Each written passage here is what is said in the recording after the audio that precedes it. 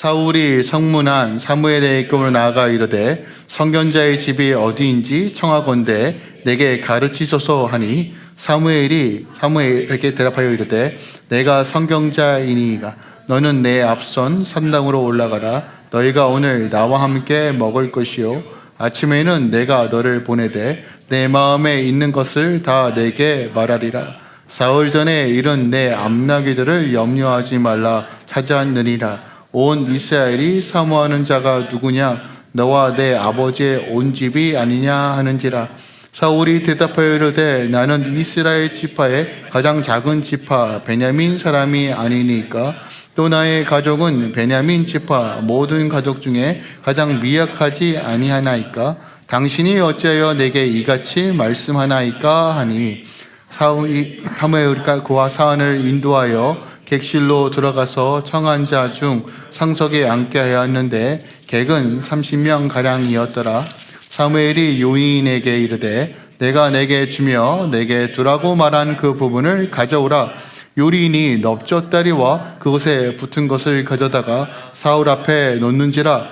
사무엘이 이르되 보라, 이는 두었던 것이니 내 앞에 놓고 먹으라. 내가 백성을 청할 때부터 너를 위하여 이것을 두고 이따를 기다리게 하였느니라. 그날에 사울이 사무엘과 함께 먹으니라. 그들이 산당에서 내려 성읍에 들어가서는 사무엘이 사울과 함께 지붕에서 담화하고 그들이 일찍이 일어날새 동틀 때쯤이라. 사무엘이 지붕에서 사울을 불러 이르되 일어나라, 내가 너를 보내리라 하매 사울이 일어나고 그 두 사람 사울과 사무엘이 함께 밖으로 나가서 성읍 끝에 이르매 사무엘이 사울에게 이르되 사원에게 우리를 앞서게 하라 하니라. 사원이 앞서감으로 또 이르되 너는 이제 잠깐 서 있으라. 내가 하나님의 말씀을 내게 들려주리라 하더라. 이에 사무엘이 기름병을 가져다가 사울의 머리에 붓고 입맞추며 이르되 여호와께서 내게 기름을 부으사 그의 기업의 지도자로 삼지 아니하셨느냐? 내가 오늘 나를 떠나가다가 베냐민 경계 셀사에 있는 나엘의 묘실 곁에서 두 사람을 만나리니 그들이 내게 이르기를 내가 찾으러 갔던 암나기들을 찾은지라. 내 아버지가 암나기들의 염려는 놓았으나 너희로 말미암아 걱정하여 이르되 내 아들을 위하여 어찌하리요 하더라 할 것이요. 내가 거기서 더 나아가서 다볼 상수리 나무에 이르면 거기서 하나님을 뵈려고 올라가는 세 사람을 만나리니 한 사람은 염소 새끼 셋을 이끌었고 한 사람은 떡 세 덩이를 가졌고 한 사람은 포도주 한 가죽 부대를 가진 자라. 그들이 내게 문안하고 떡 두 덩이를 주겠고 너는 그의 손에서 받으리라. 그 후에 내가 하나님의 산에 이르나니 그곳에서 블레셋 사람의 영문이 있으니라. 내가 그리로 가서 그 성읍으로 들어갈 때 선지자의 무리가 산당에서부터 비파와 소고와 저와 수금을 앞세우고 예언하며 내려오는 것을 만날 것이요 내게는 여호와의 영이 크게 임하리니 너도 그들과 함께 예언을 하고 변하여 세 사람이 되리라. 이 징조가 내게 임하거든 너희는 기회를 따라 행하라. 하나님이 너와 함께 하시느니라. 너는 나보다 앞서 길가로 내려가라. 내가 내게로 내려가서 번제와 화목제물을 드리리니 내가 내게 가서 내가 행한 것을 가르칠 때까지 7일 동안 기다리라.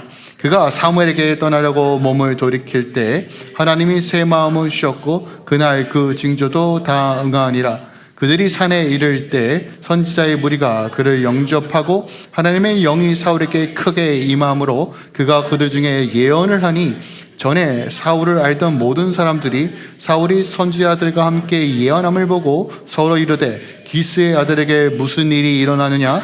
사울도 선지자 중에 있느냐 하고 그것에 어떤 사람을 말하여 이르되 그들의 아버지가 누구냐 한지라. 그러므로 속담에 대어 이르되 사울도 선지자 중에 있느냐 하더라. 사울이 예언하기를 마치고 산당으로 가니라. 아멘. 하나님의 말씀입니다. 자, 오늘 설교 제목을 기름 부음과 준비된 마음, 기름 부음과 준비된 마음, 이 두 가지 개념이 오늘 본문 말씀에 담겨져 있는데 이것을 조금 더 풀어서 말씀드리면 기름 부음을 받았으나 마음은 준비되었는가? 라는 이 주제로 오늘 본문 말씀을 좀 깊이 살펴보려고 합니다. 참고적으로 오늘 꼭 집에 가시면 9장과 10장을 통으로 꼭 읽어보시길 부탁드립니다.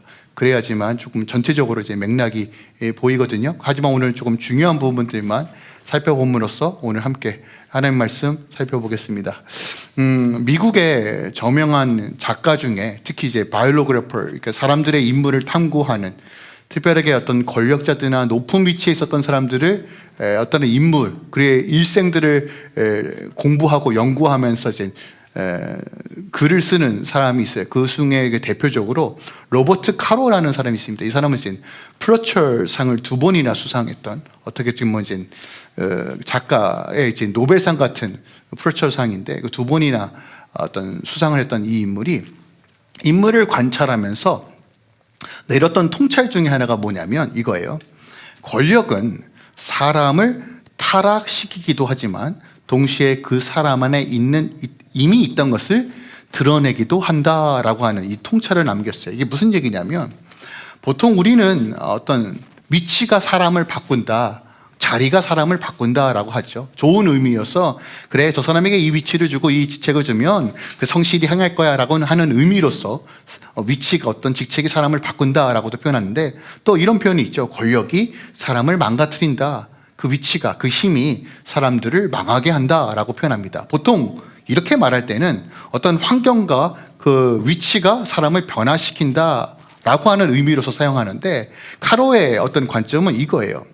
그 위치가 사람을 바꾸는 것이 아니라, 권력이 그 사람을 타락시키는 것이 아니라 이미 그 안에 있던 것이 그 위치에 갔을 때 폭로되는 것이다, 드러나는 것이다 라는 것이에요. 아무도 주목하지 않을 때, 아무것도 없을 때는 내 안에 있던 두려움, 욕망, 조급함, 자기보호 혹은 과시욕이 조용히 숨어 있다가 어느 순간 왕관이 씌워지면, 자리가 마련되어지면 그 위치에 섰을 때 어느 순간 내 안에 있던 숨겨진 본성이 드러난다, 끌어낼 뿐이다 라는 것이에요. 오늘 이 내용이 오늘 사무엘상, 특히 사울의 이야기 속에 잘 담겨져 있습니다. 그런데 우리가 사울의 이야기를 잘 알고 있습니다. 어릴 적부터 성경 공부를 하고 교회를 다니신 분들은 사울과 다윗의 이야기를 참 많이 들었을 거예요. 그래서 우리 나름대로 결론을 내리죠. 아, 사울은 타락한 왕이야, 못된 왕이야, 아유 망했어 라고 하고 여기면서 그 관점으로 보는데, 오늘 그 관점으로 보는 것이 아니라 오늘 사울이 어떤 인물이지, 그럼 사울을 통해서 하나님께서 우리에게 무엇을 말하고 있는지에 대해서 우리가 함께 그 관점에서 보기를 원한다는 거예요. 그러니까 사울과 우리가 별반 다르지 않는, 근데 이 가정에서도 하나님 이 사울을 끌고 가 이스라엘 초대왕으로 만드시는 그 원리와 그 기준과 그 방식이 무엇인지, 그렇다면 오늘날 우리와 같은 우리의 삶 속에서도 하나님께서 우리를 부르시고 어떻게 인도하시는지에 대한 정확한 그림이 이 사울의 이야기 속에 담겨져 있다는 것이에요. 우리가 읽진 않았지만 한 청년이 암나기를 찾아 나서는 이야기로 9장이 시작됩니다. 그러다가 얼떨결에 왕의 자리로 부름을 받아요. 이스라엘 역사에 유례 없는, 가장 어떻게 보면 은혜의 패키지로 홀딱 받은, 올 인클루시브로 완전히 은혜로 도가니로 들어가 있는 인생을 시작하는 것이 사울입니다. 사무엘로부터 기름 부음도 받고, 또한 확증한 3가지 징조도 경험하고, 새 마음도 받아요. 성령의 강력한 임재도 받아요. 아무것도 빠지는 것처럼 없어요. 근데 그 와중에서 성경이 오늘 우리에게 던지는 메시지는 이거예요. 그 은혜 가운데 있는데 사울의 내면은 자동으로 성숙으로 갔냐는 것이에요. 하나님의 은혜가 쏟아지는데 그게 모든 것들을 예배하고 준비하였는데 여전히 사울의 마음과 내면은 성장하지 않았다라는 것입니다. 즉 이것을 다른 표현으로 기름 부음은 받았지만 아직 마음의 준비는 되어 있지 않은 사울의 모습을 성경은 계속 조명하여 우리에게 보여준다는 것이에요.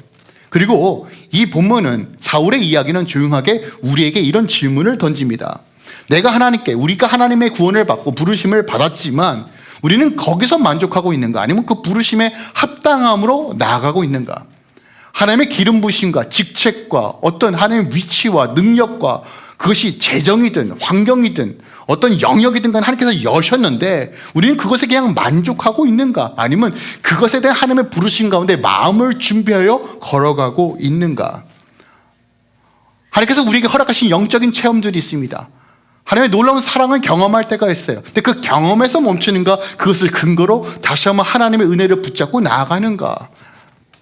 하나님의 기름 부으심은 임했지만 우리는 그에 합당한 마음을 준비하고 있는가. 그래서 이 두 가지 개념이 되게 중요합니다. 기름 부음의 의미가 무엇인가, 그리고 마음을 준비한다는 것은 무엇인가. 이 큰 주제를 가지고 우리가 사무엘상을 통해서 사울의 이야기를 함께 좀 살펴보려고 합니다. 자, 오늘 본문 18절 이렇게 시작합니다. 18절 19절인데요. 사울이 성문함 사무엘에게 나아가 이르되 선견자의 집이 어디 있는지 청하온데 내게 가르치소서 하니 사무엘이 사울에게 대답하여 이르되 내가 선견자다라고 말합니다. 그리고 보니까 오늘 나와 함께 먹을 것이고 아침에 내가 너를 보내니 내 마음에 있는 것을 다 내게 말할 것이다 라고 오늘 본문 말씀을 시작합니다. 자, 이 이야기에 대해서 우리가 조금 더 이제 앞부분을 잠깐 살펴보겠습니다. 이야기의 시작은 1절과 2절과 3절에 나와 있습니다. 자, 사울이 어떤 배경 가운데 어떤 족보 가운데 태어났는지를 1절과 2절에 설명하고 3절에 이렇게 시작해요. 사울의 아버지가 기스가 암나기를 잃고 그 아들 사울에게 이르되 너는 일어나 한 사환을 데리고 가서 암나기를 찾으라 하매. 자, 암나기를 찾으러 오라 라고 하는 이야기로 시작합니다. 자, 암나기, 왜 굳이 암나기를 찾아오라고 했을까요? 성경학자들이 그 당시 고증들을 좀 살펴보면 사울의 집안은 굉장히 유력한 자입니다. 부자였어요. 돈이 많습니다. 근데 암나기가 없어졌나 봐요. 나기가 없어졌어요. 자, 오늘날 여러분 혹시 나귀 보신 적 있어요? 낙타 보신 적 있으세요? 그거 잊어버렸다고 돈도 많은데 그렇게까지 신경 써라고 할 수 있지만 이렇게 이해하시면 돼요. 혹시 여러분 집에 차가 한 10대 이상 있다. 오늘은 데이트하기 위해서, 오늘은 애들 픽업하기 위해서, 오늘은 나를 지키기 위해서 스포츠카부터 시작해가지고 10대 정도 나열되어 있다. 그렇게 차 가지고 계신 분 계세요? 없어요? 그래요. 죄송합니다. 좀 이렇게 물어봐서. 보통 이제 많아야 한두 대 정도잖아요. 그죠? 그것도 어쩔 수 없으니까. 그죠? 당시 낙타는 정확하게 이동수단입니다.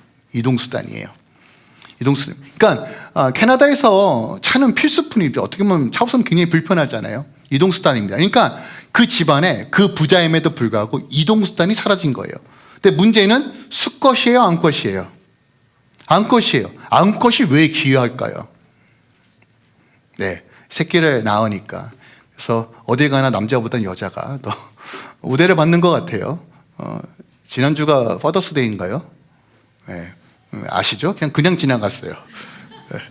그러니까 이런 개념으로서 이제 암나기가 없어진 거예요. 그러니까 집에서 난리가 난 겁니다. 차가 없어졌어. 도둑 맞았어. 어떻게. 그러니까 아버지가 사울을 부르는 거야. 야, 너 여기 종 사원 데리고 가서 지금 암나기 좀 찾아와. 동네 마을에 좀 쑤시고 다녀와. 라고 보낸 겁니다. 보낸 거예요. 자, 이런 상황 가운데 아무리 찾아봐도 안 나오는 거예요. 그러다 보니까 어느 순간 5절에 보니까 숲이라는 어떤 지역으로 갑니다. 여기서 말하는 숲은 이제 우거진 숲이 아니라 도시, 그 지역 이름이 숲이에요. 숲 지역까지 갔는데 갑자기 사울이 걱정을 하는 겁니다. 야, 암나기 찾는 것은 고사하고 우리가 지금 집안에서 너무 멀리 떨어졌다. 오랜 시간 흘렀다. 이러다가 우리 아버지가 걱정하겠다 하는 염려가 일어납니다. 자, 이런 상태를 보면 사울이 그래도 효심이 있었어요.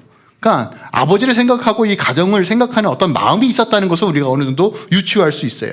그래서 집에 돌아가자라고 했는데 그때 사원이 이렇게 얘기합니다. 뭐라고 얘기하냐면 이 성에 하나님의 사람이 있습니다. 혹시 그 사람이 알 수도 있으니까 가서 한번 물어봅시다 라는 의견을 내요. 그랬더니 사울이 오케이 가보자 라고 이야기합니다. 자, 그런데 이 부분에서 성경은 굉장히 중요한 힌트 하나를 알려줘요. 당시 이스라엘에게 사무엘은 어떤 존재였냐면요, 정치적이고 종교적으로 최정점에 있었던 사람입니다. 제가 좀 질문해 볼게요. 혹시 트럼프 대통령이 어디 사는지는 아십니까? 어디에 있어요? 화이트하우스. 모르는 사람 있을까요? 대부분 알 겁니다. 그죠? 한국의 대통령이 어디에 있는지도 알죠? 어디서 근무하는지 알죠? 그죠? 이건 표면적으로 다 드러난 정보입니다. 그냥 조금만 관심 있어도 다 아는 정보예요. 그런데 지금 숲이란 지역에 갔는데 선견자가 있다라고 했을 때 이 선견자가 누구를 말할까요? 사무엘입니다. 그런데 지금 사울이 사무엘을 몰라요. 이상하지 않아요? 그러니까 이게 그냥 동네 활동하고 있는 목사님 모르는 수준이 아니라요, 한 나라의 대통령, 종교 지도자를 모르는 겁니다. 이거는 굉장히 이상한 일이에요. 근데 성경은 의도적으로 지금 사울이 그것에 대해서 무지했음을 드러내고 있어요. 그리고 사무엘을 만났는데 선견자 집이 어디 있는지 묻습니다. 여러분, 이 장면을 통해서 오늘 성경이 무엇을 가르쳐주고 있냐면, 지금 사울이 이렇게 돌아다니는 이유가 뭐예요? 암나기를 찾기 위해서예요. 그러니까 우리 일상에서 우리에게 처했던 문제를 찾느냐, 하나님의 나라는 전혀 관심이 없고, 하나님의 나라와 의뢰에 대해서는 전혀 관심이 없고, 여전히 자기 먹고 사는 문제에 한정되어 있고 집중되어 있는 사람들의 모습을 보여주고 있는 것이에요. 우리가 예수를 믿지만 우리가 보통 이러잖아요. 목사님, 저 먹고 살기도 바빠요. 이 문제 때문에 무슨 하나님 나라와 공의와 정의입니까? 그건 좀 이 문제 해결되고, 내 문제 좀 해결되고, 하나님 섬기겠습니다. 적당하게 예수님도 믿고 적당하게 복도 받고 좀 문제도 해결되고 그랬으면 좋겠습니다. 여기는 어떤 신앙의 상태, 영적으로 잠들어 있는, 어떻게 보면 하나님의 나라에서는 관심이 없는 그런 상태가 지금 사울의 모습이었다는 거예요. 교회는 다르지만 하나님 나라의 큰 흐름, 이 영적인 것에는 잠들어 있는 제 일상의 문제 속에만 분주한 우리의 모습이 사울의 모습은 아닌가 하는 것이죠. 근데 놀라운 사실은 이거예요. 사울은 사무엘에 대해서 잘 몰랐어요. 그런데 하나님은 사울에 대해서 알고 계셨다는 거예요. 이게 핵심입니다. 오늘 15절 16절에 보니까 사울이 오기 전날에 여호와께서 사무엘에게 알게 하여 이르시되 내일 이맘때에 내가 베냐민 땅에서 한 사람을 내게로 보내니라 라고 말해요. 자, 사울은 암나기를 찾기 위해서 이리저리 헤매고 있어요. 그리고 우연하게 선견자인 사무엘을 만납니다. 이 모든 것들이 우연처럼 보여요. 즉흥적으로 일어난 일처럼 보여요. 본인이 선택해서 사무엘에게 찾아온 것처럼 생각할 수 있어요. 근데 하나님께서는 오늘 본문을 통해서 무엇을 말씀하고 계시냐면, 사무엘에게 내가 사울을 너에게 보냈다라고 말해요. 여러분, 우리의 일상에서 크고 작은 일들이 있습니다. 근데 여러분 기억하세요? 그 크고 작은 일을 통해서 하나님은 우리를 어디로 인도하시느냐? 본질적인 문제로 인도하신다는 거예요. 본질적인 부르심으로 우리 인도하신다는 것이에요. 그러니까 하나님이 그냥 단순하게 이 문제 해결해 주세요가 아니라 하나님은 그 문제 속에서 여전히 말씀하고 계신다는 거예요. 그래서 우리가 온전하게 그리스도인의 삶으로서, 하나님의 준비된 자로서, 하나님의 복을 누리는 자로서 살아가게끔 그 상실을 마주하고 그 삶을 감당할 수 있도록 그 문제 가운데, 그 문제 속에서 더 큰 문제 가운데 우리를 마주하도록 인도해 주신다는 것이에요. 여러분 기억하세요. 여러분 상관에 일어나고 있는 모든 우연 같은 일들이 하나님의 손 안에서 이루어지고 있는 일들이에요. 정확하게 메시지를 여러분에게 전달하고 있는 것이에요. 하나님의 부르심에 마음을 준비하게끔, 하나님의 사람으로서 살아가게끔, 그 복을 누릴 수 있는 자로서 우리 다듬기 위해서 그 문제 가운데 말씀하고 계신다는 것이에요.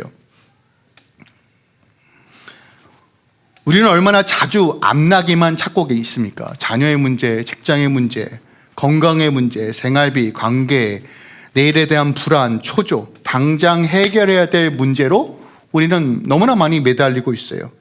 여러분, 이 문제 안 중요하다는 게 아닙니다. 너무 중요한 문제예요. 그죠? 집에서 차가 도둑맞았는데 안 찾는 게 이상한 거 아닙니까? 중요한 문제예요.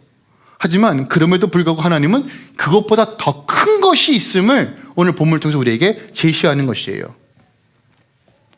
핵심이 무엇입니까? 그 문제 앞에 오늘 9장 22절에 보니까 사무엘이 사울과 그 사원을 끌어다가 식당에 들이고 청한 자들 중에 상석에 앉았다라고 말합니다. 기분 대접을 하고 있어요. 그리고 27절 보니까 잠깐 서서 지붕 위에서 단독으로 대화를 하고 있습니다. 무엇을 의미할까요? 확인시켜 주는 거예요. 하나님의 부르심이 무엇인지, 하나님의 뜻이 무엇인지를 단독을 통해서 대면하고 가르치고 있는 것입니다. 정확하게 여러분, 우리 안에 크고 작은 일비한 일들이 수도 없이 야여될 거예요. 하지만 그 문제 가운데 하나님은 그 문제를 해결해 주실 겁니다. 근데 그 문제의 해결보다 더 중요한 건 뭐냐면 그 가운데 말씀하시는 하나님의 음성이 무엇인지를 분별할 줄 알아야 된다는 거예요. 그게 먼저라는 것이에요. 만약에 그 음성을 듣지 못한 채 여러분 문제가 해결되었다. 그럼 우리가 그것을 어떻게 해석할까요? 마음의 준비도 이루어지지 않고 하나님을 의지하지 않았음에도 불구하고 문제가 해결되면 우리는 반드시 교만해질 겁니다. 아, 내가 선택을 잘해서, 내가 어떤 결정을 잘해서 이것이 이루어졌구나. 근데 이것이 그런 방식이 아니라 하나님 앞에 대면해야 되고 하나님의 뜻 가운데 대면해야지만 이루어진다는 것을 오늘 사무엘이 사울에게 가르치는 거예요. 여전히 하나님은 동일한 방식으로 우리에게 말씀하고 계신다는 것이에요. 이것이 하나님이 사람을 세우는 순서와 방식이라는 거예요. 직분을 세울 때도, 문제를 해결할 때도, 그것을 감당할 수 있는 능력을 주실 때도 하나님은 늘 가장 우선순위로 우리 삶 가운데 말씀으로 다시 우리의 모든 삶을 정렬시킵니다. 왜요? 이 정렬이 이루어지지 않으면, 이 말씀 가운데 내가 꼬꾸라지고 바로 서지 않으면 그 나머지 것들이 하나님의 뜻대로 이루어진 줄 모르기 때문에 그래요. 자기 소견대로 우리는 내 멋대로 살아갈 수밖에 없는, 카로의 어떤 통찰처럼 우리 안에 내재되어 있는 욕망이 위치와 왕관만 쓰면 언제든지 드러날 수밖에 없는 존재이기 때문에. 성경 전체가 말하는 거 그거 아닙니까? 우리가 죄를 지어서 죄인이 아니라 이미 죄인이기 때문에 죄를 지을 수밖에 없는 우리의 본성이 있기 때문에. 그래서 우리는 언제든지 하나님께서 무엇을 말씀하고 있는지를 귀담아 들어야 한다는 것이에요.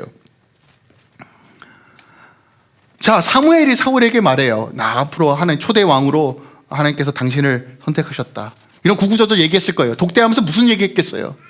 이야기도 들으면서 설득도 했을 겁니다. 사울은 되게 황당했을 거예요. 아니, 암나귀 찾으러 돌아다니는데 어떨결에 지금 왕이 되겠다고 하는 이런 어처구니 없는 의견 가운데 있는 거예요. 지금 이거 뭐야? 귀빈대접도 받고 밥도 먹었고 이거 뭐 어떻게 빼지도 못하고 머리를 엄청나게 굴렸을 거예요. 그 과정 중에 오늘 사울이 이렇게 고백합니다. 21절.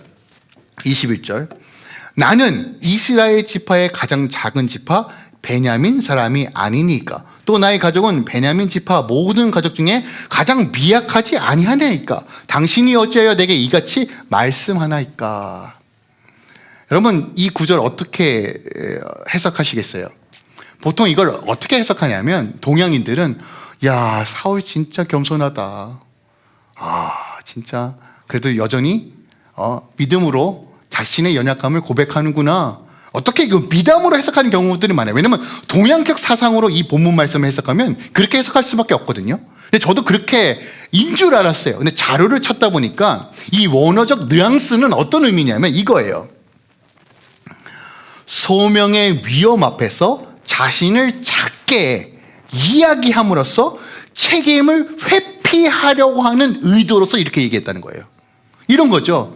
아우, 집사님 이거 한번 해봅시다. 그랬더니 아, 목사님 저는 손가락도 짧고 발가락도 짧고 잠도 많아서 못해요. 또 물으면 아우, 목사님 또 두 번째니까 또 죄송해요. 세 번째 물으면 3-4번이니까 이번에 좀 해볼까요? 우리가 많은 부분에서 진짜 겸손으로 마다하시고 더 기도하시겠다고 하시는 분도 계세요. 제가 그 마음 너무 귀합니다. 근데 우리가 좀 솔직하게 우리 스스로가 질문을 좀 해봅시다. 그 부르심에 나 이것도 너무 바쁜데 앞나기 찾아야 되는데 무슨 왕이야. 아이고. 근데 대놓고 싫어요 하긴 좀 그렇고 내 체면도 좀 살려야 되니까 아우, 제가 좀 실력이 안 되는 것 같아요. 능력이 안 되는 것 같아요. 목사님 저 시키지 마세요. 근데 속으로는 제발 좀 시키지 마라. 혹시 이런 마음은 없었는지. 오늘 사울이 딱 그 영적인 상태라는 것이에요. 그럼 이 정도면 얘는 자극이 안 되는구나, 내쳐야 되잖아요. 근데 하나님은 그러지 않고 멱살 잡고 끌고 갑니다. 사무엘을 통해서 말씀하고 계세요. 너 잠깐 서 있어. 너 할 말이 있어. 또 얘기합니다. 또 설득해요. 여러분, 이게 하나님이에요. 여러분, 이 정확하게 하나님께서 우리를 구원하여 주셨고 우리 구원을 인도하신 것을 넘어서 하나님의 백성으로 하나님의 복을 누리며 하나님 나라를 세워가는 그 사명자로서 세워져가는 이 모든 과정이 사울을 설득하고 이끄시는 과정 가운데 다 드러납니다. 여전히 하나님 우리에게 말씀하세요. 하나님 여전히 이 문제가 갚아요. 이 문제 해결해야 돼요. 하나님 이거 없으면 안 되겠습니다라는 이 문제 안에 갇혀 있는데 하나님 그 문제 너머에서 본질적인 부르심을 우리 계속 인도하고 계신다는 거예요. 근데 우리가 그 말씀 앞에서 다시 한번 도전하고 그 말씀 앞에 서지 않으면 우리는 여전히 내 현실의 감옥 안에서 갇힐 뿐이라는 것이에요. 우리가 날마다 말씀 앞에서 나를 조명하지 않으면요, 내 안의 욕망과 내 안의 욕구와 내 안의 자아가 여전히 주인 노릇하는 거예요. 구원을 누렸어도 은혜가 부어졌어도 우리가 날마다 그 실험을 하지 않으면 우리는 절대로 하나님의 부르심과 사명과 그 복을 누릴 수 없어요.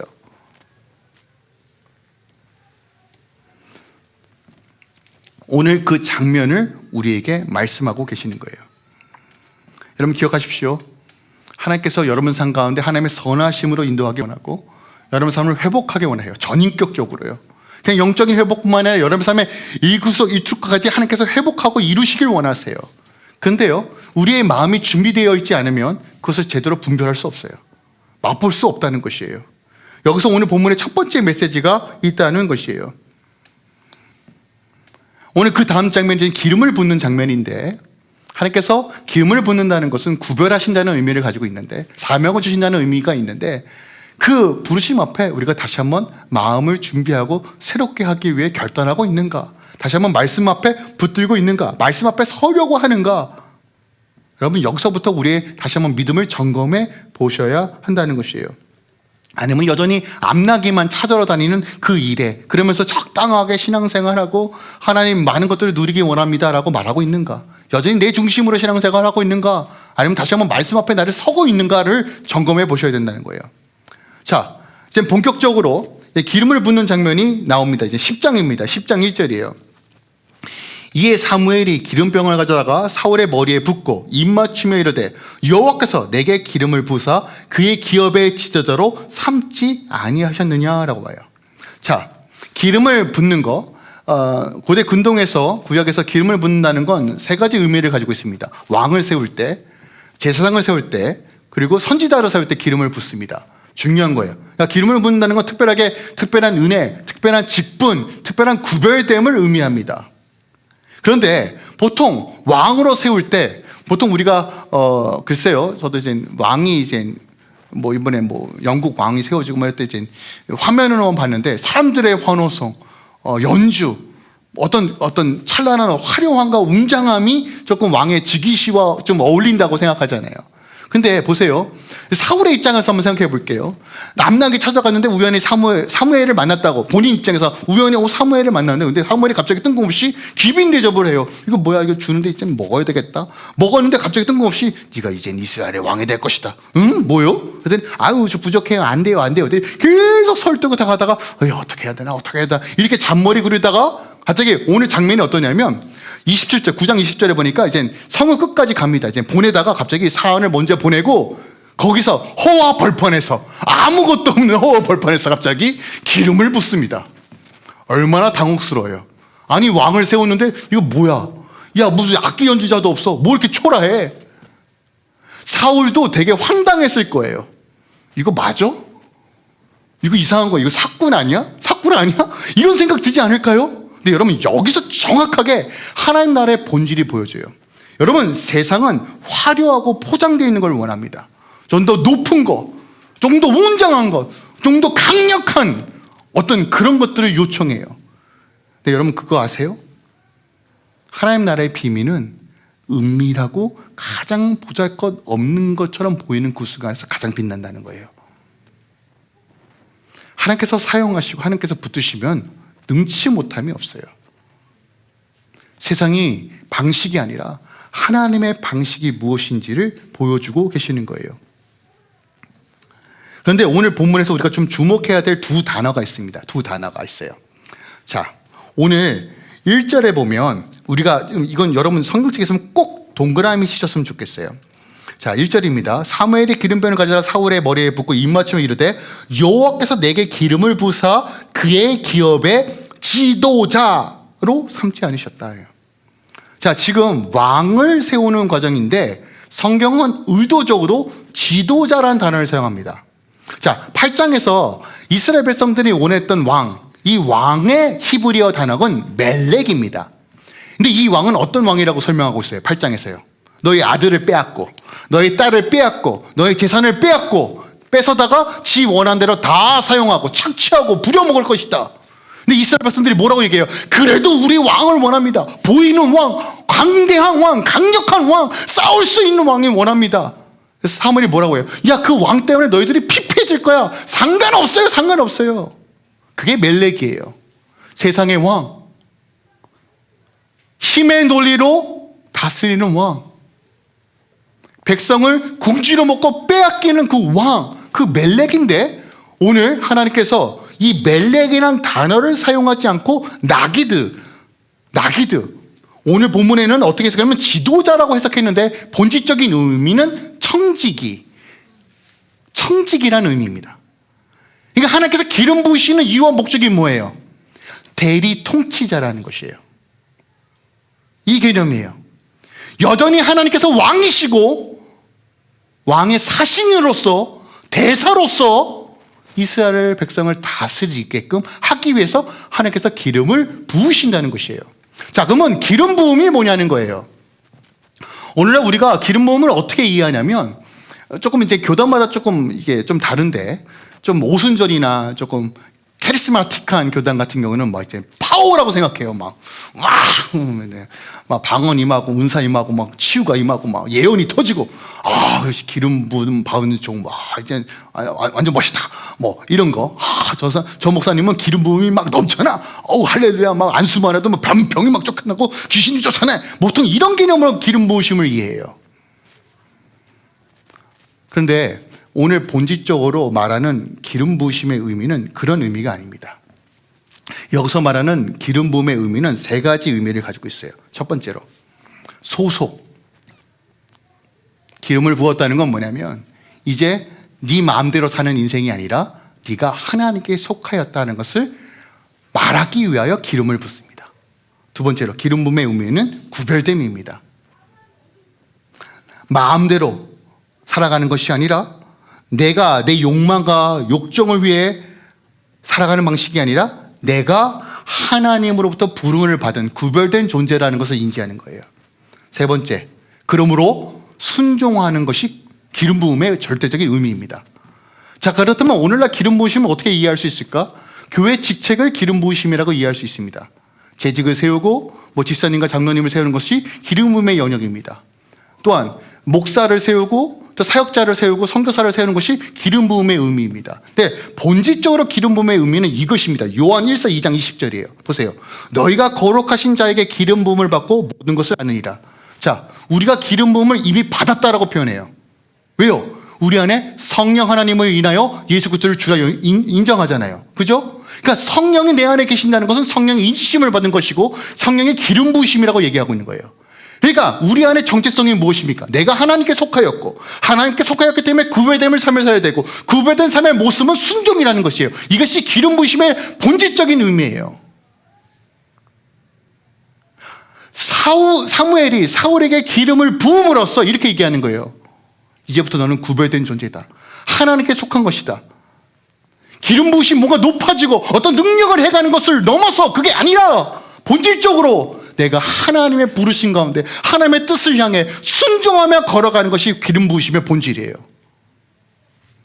여러분, 이것이 교회에서 재직을 세우는 본질적인 의미라는 거예요. 지도자를 세우는 본질적인 이유라는 것이에요. 그리고 이것이 하나님께서 우리를 부르신 본질적인 이유라는 것이에요. 멜렉의 구조가 아니라 힘을 가지고 통치하고 다스리고 문제를 해결하는 어떤 권력의 구조가 아니라 하나님이 나의 왕이시고 주인이신데 그 밑에서 순복하고 순종하여 걸어가는 것이 나기드의 개념이 기름 부으심의 본질적인 의미라는 것이에요. 여러분, 혹시 앰버서드라는 단어 아십니까? 연예인들이 그러잖아요. 저는 G사의 앰버서드예요. 저는 샤넬 앰버서드예요. 그죠? 뭐 유명 브랜드의 명품의 앰버서더라. 혜택이 뭡니까 했더니 가끔씩 가방도 와요. 근데 그 앰버서더를 왜 세울까요? 브랜드에서요. 홍보죠. 그리고 이미지잖아요. 우리 이미지는 이 연예인만큼의 이미지가 있습니다. 또한 앰버서더가 대사라는 의미가 있습니다. 나라에서 사신으로 보내는 거예요.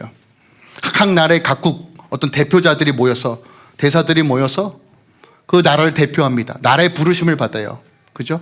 근데 여러분, 대사를 세울 때 개차반 같은 사람을 세웁니까? 아니죠. 누가 보더라도 모델이 되고 영향력이 있는 사람을 세우는 거잖아요. 마찬가지예요. 이 개념입니다. 하나님께서 기름 부음을 받는다는 건 어떤 의미냐면, 이제 하나님의 그리스도의 향기가 드러나고 그리스도의 영광을 드러나는 자로서 내가 서야 되겠구나는 책임감이 주어지는 자리예요. 그게 기름 부으심의 개념이에요. 근데 주님께서 우리를 구원하시면서 우리에게 기름을 부었다라고 얘기해요. 이게 우리의 상태예요. 근데 문제는 기름 부음 받은 자처럼 우리의 마음도 준비하냐는 것이에요. 그러니까 본질이, 오늘 본문에 말하고 있는 본질은 사울의 어떤 삶에 대해서 이야기를 하는 것을 넘어서 그리스도의 삶, 교회의 삶, 성도의 삶, 우리에게 주시는 그 구원의 은혜가 넘침에도 불구하고 우리의 마음은 준비하고 있는가, 하나님의 그 삶에 감당하고 있는가를 그 질문을 하고 있다는 것이에요. 여전히 우리는 멜렉을 원합니다. 더 강한 사람, 눈에 보이는 성공, 더 확실한 안전장치, 더 빠른 해결책을 원해요. 직장에서는 내 입지가 더 높아지길 원하고, 가정에서는 내 딸이 관철되기는 권위가 생기길 원합니다. 공동체 안에서도 누가 내 이름 좀 알아줬으면 좋겠다. 그런 심리가 여전히 있고요. 손해보고 싶지 않고요. 그런 욕망들이 여전히 있어요. 감춰져 있을 뿐이지 왕관만 씌워지면 언제든지 드러날 수밖에 없는 우리의 본성. 그런데 오늘 주님께서 우리를 부르신 이유가 뭐라고요? 청직이라는 거예요. 청직이. 그래서 여러분, 우리 청직이 살면서 너무 중요한 개념이에요. 여러분 늘 이것을 기억하셔야 돼요. 내가 주인이 아니라 나는 하나님께 속한 자라는 거예요. 여러분 이것을 자꾸 잊어버리면요, 죄송하지만 여러분 뜻대로 살 거예요. 다. 나는 구별된 존재라는 거예요. 이 영적인 프레셔, 여러분 이 부담감이 여러분의 삶을 구별됨으로 거룩하게 인도할 것입니다. 더 하나, 우리는 하나님의 말씀에 순종함으로 지어졌을 때, 여러분 기억하세요, 하나님의 은혜의 역사들이 나타나는 거예요. 여러분 복 받길 원하잖아요. 근데 제가 늘 말씀드렸는데 우리는 이미 복을 받은 자입니다. 근데 누리질 못해요.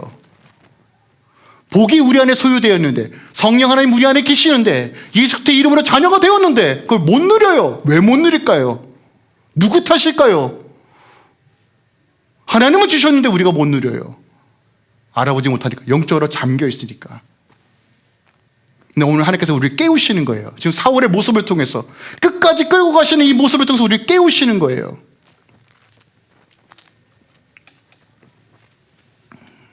그리고 하나님은 그냥 우리를 구원하시는 걸 넘어서 그것을 감당할 수 있는 능력도 주십니다. 그것이 오늘 본문 말씀의 하이라이트 부분이에요.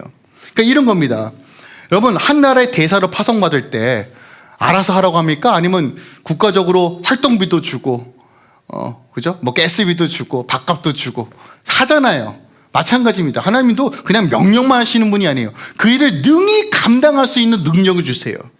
자, 오늘 3절에 봤더니 내가 거기서 더 나아가 다볼 상술에 이르면 거기서 하나님께로 올라가는 세 사람을 만나리니, 한 사람은 염소 새끼 셋을 메고, 한 사람은 떡 세 덩이를 메고, 한 사람은 포도주 한 부대를 가진 자라. 4절입니다.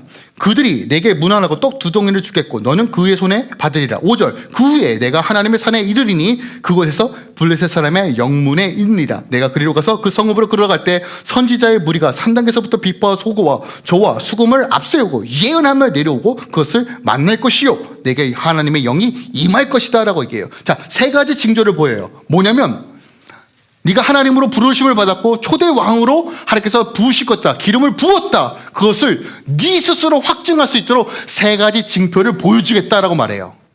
그러니까 우리 삶 가운데 있는 거예요. 내가 정말 하나님의 자녀인가, 하나님께서 나를 어떻게 인도하시는가, 막연한 게 아니라 그때그때마다 하나님께서 분명한 사인으로, 이정표로 이끌어 주시겠다는 것이에요.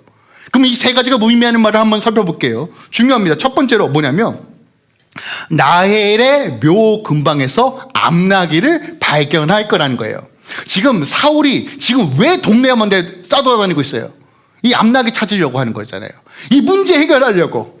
문제 해결하고. 그런데 뭐라고 말하면 라헬의 묘 근처에서 암나귀를 찾을 것이다 라는 이야기예요. 자, 이 장소가 되게 중요합니다. 라헬. 이스라엘 역사 속에서 베냐민 지파의 어머니는 라헬이에요.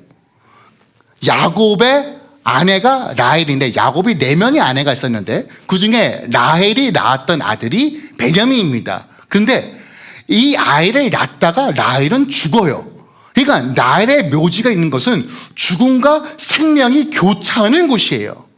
근데 이곳에서 암나귀를 찾는다라고 말합니다. 여러분, 이건 굉장히 영적인 의미가 있어요. 왜냐면 보세요, 죽음과 탄생, 옛 자아가 죽고 새로운 삶이 시작되었다는 것이에요. 근데 그 증거로서 내 일상의 문제들, 암나귀를 찾으려고 발버둥 치는 그 일생, 그 하나님께서 해결해 주시고 새로운 피조물로서 살아가도록 인도해 주신다는 거예요. 여러분, 우리 안에 수많은 문제들이 있어요. 암나귀 같은 문제 너무너무 많아요. 하나님, 이거 해결해 주세요, 이거 해결해 주세요. 근데 여러분, 내가 기름 부은 자로서 마음을 준비하고 내 표대와 내 시선을 하나님께 마주하며 말씀 가운데 순종하려 걸어갈 때 하나님께서 뭘 해주겠다고 말씀하시냐면, 너의 일생에 자질구레한 그 문제 내가 해결해 줄 테니까 너는 사명에 감당할 수 있도록 내가 인도해 주겠다는 거예요. 여러분, 하나님은 그냥 막연하게 야, 너희들 그냥 죽어서 하늘나라 가라 이 얘기하지 않아요. 일상의 문제도 해결하시는 분이에요. 작고 크고 문제들 하나님께서 이루어 주시고 해결해 주신다는 거예요. 그리고 너는 사명에 집중하라고 말씀하고 있어요. 이것이 라헬의 묘에서 암나귀를 발견할 것이다, 찾을 것이다는 메시지예요. 두 번째가 뭐냐면 10장 3절과 4절인데 베델로 올라가는 예배자들을 만나 떡을 받는 장면입니다. 자, 이 되게 중요한 장면이에요. 뭐냐면 베델은 야곱에게 굉장히 중요한 장소입니다. 여러분, 창세기를 읽다 보면 베델에서 하나님을 만나요. 하나님의 나라, 그 천상과 지면이 경계가 사그라지고 사다리가 오락가락 내락하는 장면이 이제 베델입니다. 그리고 베델은 정확하게 다윗의 장막과 예배의 회복을 의미하는 장소예요. 그러니까 하나님을 예배하는 거예요. 근데 그 장소에서 떡을 받는다. 어떤 의미일까요? 사명을 위해 감당하며 나가면 하나님께서 현실적으로 공급해 주신다는 거예요. 저는 수많은 선교사뿐만 아니라 제 삶에도 이건 너무나 큰 간증이에요. 안 돼요. 돈 없습니다. 안 되는데. 근데 하나님께서 해주셔요. 이게 어디부터 어디까지 설명해야 될지 모르겠어요. 하도 많아서. 근데 꼭 필요한 만큼만 주세요. 더 주면 좋을 때. 우리 하나님 참 정확하세요. 근데 여러분, 그게 어디예요? 아무리 벌려도, 아무리 사람 찾아봐라도 되지 않는 그 일에 하나 정확한 타임에 정확한 시간에 딱 주세요. 필요한 만큼. 저 주시면서 아이스크림도 사 먹는데. 근데 여러분, 이게 하나님의 놀라운 은혜의 역사예요. 기억하세요. 베델이 뭐 하는 곳이라고요? 예배하는 장소예요. 예배가 뭘까요? 사명 감당. 여러분, 우리는 예배자입니다. 여러분, 사명 감당하는 거 너무 거창하게 여기지 마세요. 주의 얼굴을 구하고 주의 말씀에 순종하고 주의 뜻을 걸어가는 그 모든 것들이 예배입니다. 근데 그 예배적 삶을 추구할 때 뭐야? 더 하나님께서 그 나머지를 더하여 공급하신다는 거예요. 공중에 나는 새를 봐, 들판에 나는 꽃을 봐. 누가 먹이고 입히니? 하물며 내 자녀인 너희들은 내가 버릴까? 이 하나님의 말씀과 약속이에요. 여러분, 기억하세요. 하나님 여러분 절대로 버리지 않습니다. 망하게 두지 않아요. 근데 문제는 내 안에 멜렉을 세워갈 때 우리는 망한다고요. 우리는 하나님의 부르심을 받은 청직입니다. 그 세 번째, 이게 너무 강력한데 5절이죠. 하나님의 산에서 하나님의 영을 받는다는 거예요. 자, 하나님의 산, 기브아입니다. 사울이 거주하는 곳이에요. 근데 기브아가 어떤 곳이냐면 블레셋의 수비대가 거하고 있는 그 경계선입니다. 그러니까 기브아라는 곳, 하나님의 산이라고 언급됐던 이곳은 어떤 곳이냐면 이스라엘이 실질적으로 블레셋에게 억압과 핍박과 조롱과 상처와 죽음을 당하는 장소가 기브아예요. 근데 이 장소에서 뭘 주겠다고요? 하나님의 영을 주겠다고요. 무슨 얘기냐면 여러분, 오늘날 우리가 살고 있는 이 세상은 사단 마귀의 권세 가운데 눌려있고 공격받고 억압받는 세상이에요. 실제로 믿음의 충돌이 일어나고 수많은 미혹과 어려움이 있는 곳이 이 세상이란 말이에요. 전쟁과 같은 영적 전쟁가 늘 일어나는 곳이에요. 그곳에 하나님께서 뭘 주시겠다고요? 하나님의 영. 근데 하나님의 영을 어떻게 준다? 오늘 임한다라는 이 단어는요, 하나님께서 젠틀하게 나왔다 하는 게 아니에요. 돌진하다, 덮치다라는 의미를 가지고 있는 단어예요. 침노한다라는 의미를 가지고 있어요. 그리고 하나님의 영이 임하였더니 새 마음, 새 사람이 되었다라고 말합니다. 새 사람은 무엇인가요? 하나님의 능력으로 무장되어 있는 자예요. 난 아무것도 할 수 없어요, 난 못합니다라고 쭈구리가 같던 이 사울에게 하나님의 영이 임하니 초대 왕으로서 그 사역을 감당할 수 있도록 인도해 주시는 거예요. 하나님께서 여러분을 기름 붓고 하나님께서 선하게 인도하시는 이유가 여기 있다는 거예요. 근데 여러분 기억하세요. 옛 것이 죽고 새 사람을 입어. 하나님을 의지하는 자들에게 하나님의 영으로 충만해지는 거예요. 근데 여기서 이야기가 마치지 않아요. 왜인지 아십니까? 왜인지 아십니까?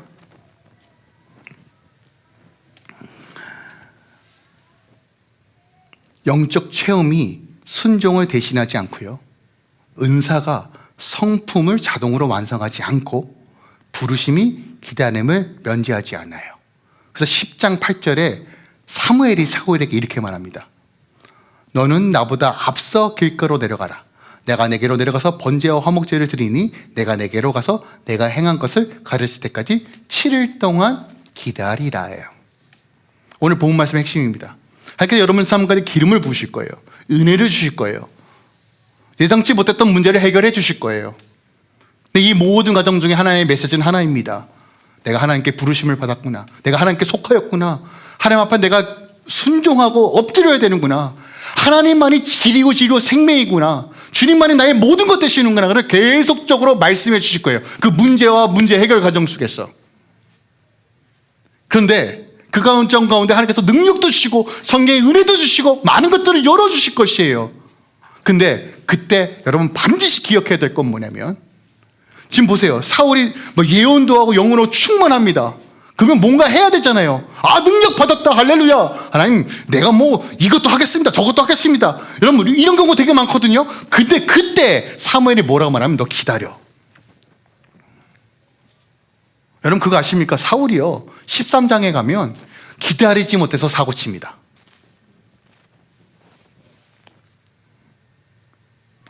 마음이 준비되어지고 다듬어지는 것의 핵심은 기다림입니다. 순종이에요. 그래서 여러분, 하나님께서, 저는 단언코 말씀드립니다.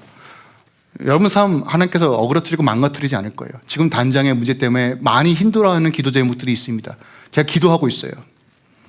근데 제가요, 이건 좀 솔직하게 말씀드립니다.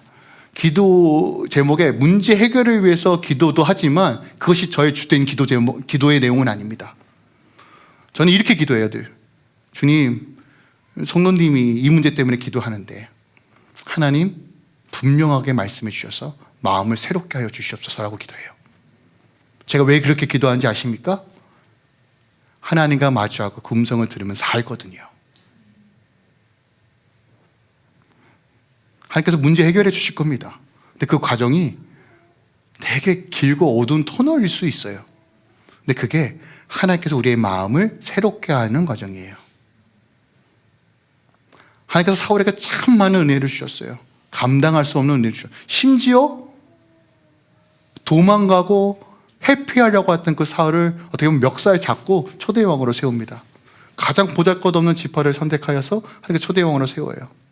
그런데 기다리지 못하고 인내하지 못해서 그만 그 받은 복을 다 팽개쳐 버리게 됩니다.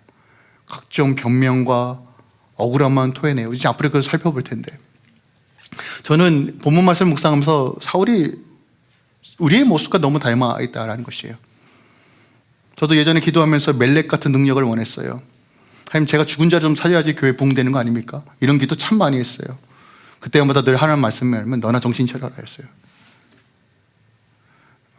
여러분, 어떤 능력이 생겨야지만 문제가 생기는 게 아니라요, 주님 손에 붙들고 있으면 문제는 해결되는 거예요.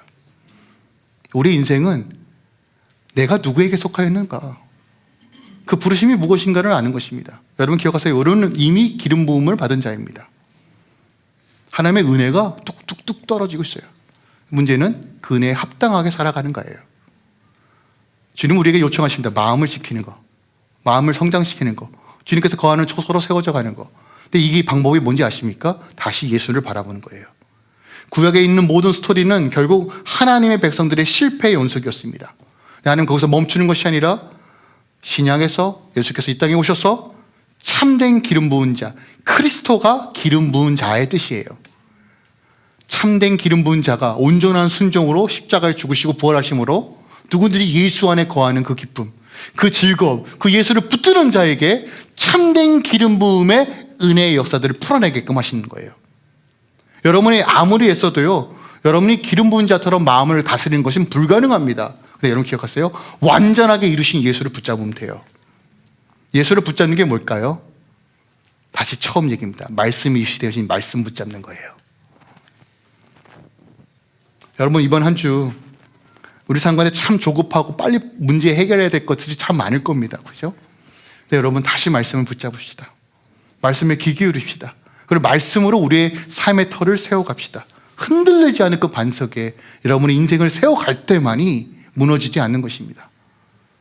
사울이 인내하지 못하고 결국 잘못된 어떤 결론을 도달하고 우리가 이제 앞으로 살펴보겠지만 우리가 주님, 여러분 이거 이렇게 하셨으면 좋겠어요. 내가 좀 더 사울보다 나은 인물이 되어야 되겠다. 하나님 그 수준이 아니에요. 하나님 우리가 이 말씀을 통해 요청하시는 건 뭐냐면 예수를 붙잡고 예수를 바라보라는 거예요. 완전하신 기름 부으심 받은 자를 바라보라는 거예요. 여러분 소망은 주님께 있습니다. 그 주님 붙잡고 오늘도 말씀으로 순종하여 내가 기름 부은 자로서 구별된 삶으로 걸어가는 삶, 그것을 갈망하고 또한 실천하며 성령의 도우심 가운데 걸어가시길 예수 그리스도의 이름으로 축원드립니다.